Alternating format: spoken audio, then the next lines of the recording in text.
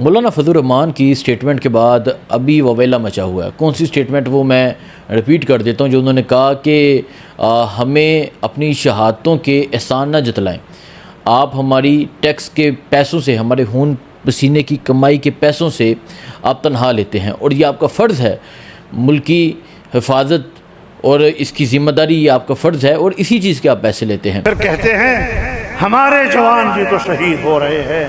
ओ बाबा, तेरे जवानों ने पेटी इसीलिए बांधी है, तनख्वाह इसी के ले रहे हैं कि उसने मुल्क की सलामती के लिए लड़ना है। तुम अपने खून का मेरे ऊपर क्या एहसान डालते हो? तुम मेरे खून पसीने के टैक्स से इसी बात की नहीं तो तनख्वाह ले रहे हो। तो ये मौलाना फजल रहमान ने एक बयान दिया था और कहा कि हमें ये कहते हैं कि लश्कर तैयार करो, हम क्यों लश्कर तैयार करें, हम क्यों बंदूक उठाएं। तुम अस्लहा लेकर मुसल्लह गिरोहों के खिलाफ लड़ो। मैंने कोई तनख्वाह नहीं ली, मैं कोई लश्कर नहीं बनाऊंगा। ये मौलाना फजल रहमान ने कहा और उसके बाद हम देख रहे हैं एक वावेला मच गया है, एक शोर मच गया है और स्पेशली जो हुकूमती पार्टी है, स्पेशली जो खास लोग समझे जाते हैं, वो मौलाना फजल रहमान को टारगेट कर रहे हैं। और एक तरफ मौलाना फजल रहमान को टारगेट किया जा रहा है, दूसरी तरफ मौलाना फजल रहमान की जो कम्युनिटी है, जो उनके कारकुनान हैं, जो उनके सोशल मीडिया वॉरियर्स हैं, वो सामने आगे हैं। सो इस हवाले से मैं डिटेल आपको बताता हूँ और साथ ही साथ में एक अहम केस के हवाले से बताता हूँ। राजा माजिद सत्ती कत्ल केस, ये पोठहार रीजन का एक अहम केस है और उसमें राजा माजिद सत्ती जो हैं, ये पाकिस्तान तहरीक इंसाफ के एक अहम रहनुमा थे। इन्हें कत्ल किया गया और जब इन्हें कत्ल किया गया तो जो FIR दर्ज की गई वो सत्ती, मैं कहता हूँ कि पूरी सत्ती कम्युनिटी की मुद्दत में की गई।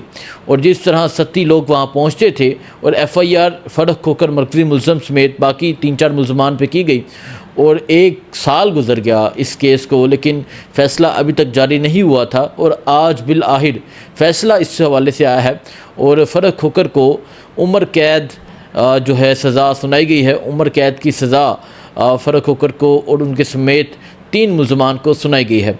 फ़र्क होकर आज अदालत के अंदर ही मौजूद थे, अदालत के अंदर से ही उन्हें गिरफ़्तार किया गया और उन्हें गिरफ़्तार करके अब अडयाला जेल शिफ्ट किया जा रहा है। अगर हम बात करें इस केस के हवाले से तो ये इस केस के मुख्तलिफ़ पहलू हैं। एक ये है कि वहाँ जाके आना काबा के आगे जाके भी एक शख्स ने गवाही दी और फिर जो है जब देखें, ताकतवर को हाथ डालना जो होता है वो बड़ा मुश्किल होता है और उसके खिलाफ स्टैंड लेना जो होता है वो सबसे बड़ा मुश्किल होता है। एक इंसान जो है वो, हम बहुत ऐसे केसेस देखते हैं आम रूटीन में कि लोग जो है वो मुकदमा दर्ज करवाते हैं, उसके बाद क्या होता है कि अगला ताकतवर होता है तो पैसे लेके खामोश हो जाते हैं, या फिर इस तरह होता है कि अगले वैसे हार मान जाते हैं। लेकिन इस दफ़ा जो है वो सिलसिला खोखर बरदरान को उल्ट पड़ गया। इस दफ़ा उनका जो मैं कहूँगा मुकाबला था, इस दफ़ा उनके जो हरीफ थे वो थे सत्ती। उन्होंने इस केस का पीछा किया और वो एक नहीं, 2 नहीं, हज़ारों की तादाद में पिंडी कोर्ट में पहुंचते थे और एक तरफ फ़र्क होकर अपने जो है स्क्वाड के साथ आते थे, अपने लोगों के साथ आते थे, दूसरी तरफ तमाम सत्ती कम्युनिटी जो है, कोटली सतियाँ की, मरी की, पिंडी की, वो तमाम वहाँ पहुँची होती थी। सो आज फ़ैसला जारी हो गया है और उम्र कैद की सज़ा सुनाई गई है। इसको हम दूसरा पहलू ये भी है कि फ़र्क होकर ने CCD से बचने के लिए जो है JUI में शमूलियत इख्तियार की थी। JUI में वो शामिल हुए और फिर जो है वो उन्होंने मौलाना फजल रहमान का कन्वेंशन करवाया। उसके अलावा उनकी जो भी एक्टिविटीज़ होती थी उसमें शामिल होते थे। तो मौलाना फजल रहमान और हुकूमत के मामला जो हैं वो भी आजकल काफ़ी ख़राब हुए हैं। जो मौलाना फजल रहमान ने फूल नगर में कसूर में जलसा किया है, उस हवाले से जो उन्होंने स्टेटमेंट दी, जो मैं पहले रिपीट कर चुका हूँ, उसके बाद मामला काफ़ी ख़राब हुए हैं। तो सोशल मीडिया पे लोग ये भी कह रहे हैं कि ये उसी की पहली कड़ी है। आगे आगे देखते हैं क्या होता है।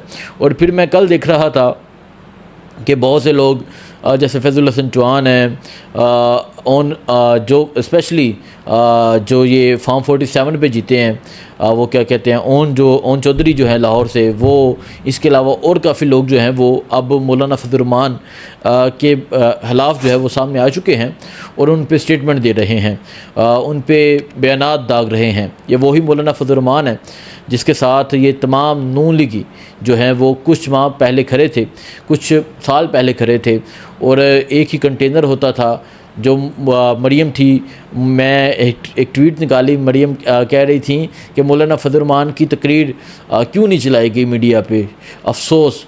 ये मरियम का ट्वीट था, मरियम नवाज़ का। लेकिन अब जो है वो इन्हीं की हुकूमत है और अब मौलाना फजल रहमान की जो स्पीच है वो टीवी पे नहीं चलाई जा रही। तो अब ये तमाम महाज जो है वो मौलाना फजल रहमान के खिलाफ खुल चुका है।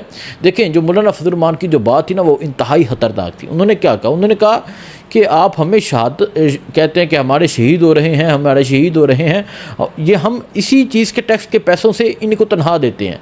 तो आप हमें ये ना कहें, ये इनकी ज़िम्मेदारी है, ये इसी चीज़ के पैसे लेते हैं, इस मुल्क की हिफाजत की ज़िम्मेदारी के ये पैसे लेते हैं।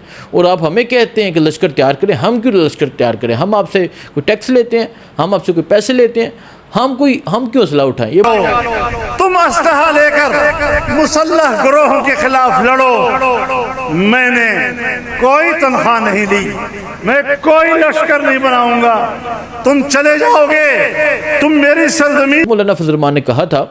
और अब जो है वो उन चौधरी ये जो फैज़ल हसन चौहान, इस तरह से लोग जो हैं वो सामने आके कह रहे हैं कि हम आपको डबल तनख्वाह देते हैं, हम आपको डबल पैसे देते हैं, अपने बेटों को आगे भेजो, अपने बेटों को शहीद होने के लिए भेजो। तो ये अब इस तरह की स्टेटमेंट जो है वो सामने आ रही हैं। और साथ ही साथ में मैं एक्स पे देख रहा था कि एक्स पे भी ये बड़ी बात है जी। अब देखें, इन्होंने जलसे तो बड़े शानदार किए GUFA ने। अब ये एक्टिव हो चुके हैं सोशल मीडिया पे भी। एक्स पे अभी भी आप उठा के देखें, जो टॉप ट्रेंड्स हैं वो जमीयत उलमा इस्लाम के हैं, वो मौलाना फजल रहमान के हक़ में हैं अभी भी फ़िलहाल।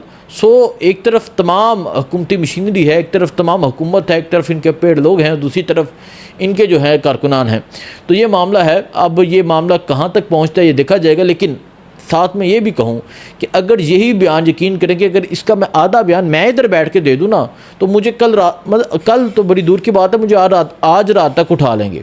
अगर यही बयान कोई तरीके इंसाफ को बंदा दे दे, वो कब से उठाया जा चुका होता। और उस टाइम उसकी वो है प्रेस कॉन्फ्रेंस भी आ चुकी होती, इस टाइम वो मजम्मत की प्रेस कॉन्फ्रेंस भी आ चुकी होती। तो यहाँ मौलाना फजल रहमान है, लेकिन यहाँ ना मुकदमा दर्ज हुआ है, ना यहाँ कोई गिरफ्तारी हुई है, ना यहाँ कोई ऐसा मामला सामने है। अब इस पर क्या होता है ये देखा जाएगा। और आज मंगल का दिन है। अलीमा जो है वो स्ट्रीट मूवमेंट के लिए गई, दीर गई, चित्राल गई। तो आज मंगल का दिन, फैमिली मुलाकात का दिन है। तो उन्होंने कहा था कि आज कोई ना पहुँचे, तो अभी हम पहुँचेंगे थोड़ी देर में अडयाला जेल के बाहर, अडयाला जेल की सूरत हाल दिखाएंगे और अलीमा से बात करेंगे। अलीमा से बात करेंगे कि अब क्या अमल है, अब क्या करने जा रहे हैं। और अगर बात करें कल की, तो अगर कल, आज आखिरी दिन है, कल कश्मीर में भी लॉन्ग मार्च का आगाज़ हो जाएगा। एक तरफ ज़ियारत का धरना जारी है। सो ये मुल्क की सूरत हाल जो है वो बनी हुई है। बाकी जो होगा आपको अपडेट करते रहेंगे। दुआ में याद रखें।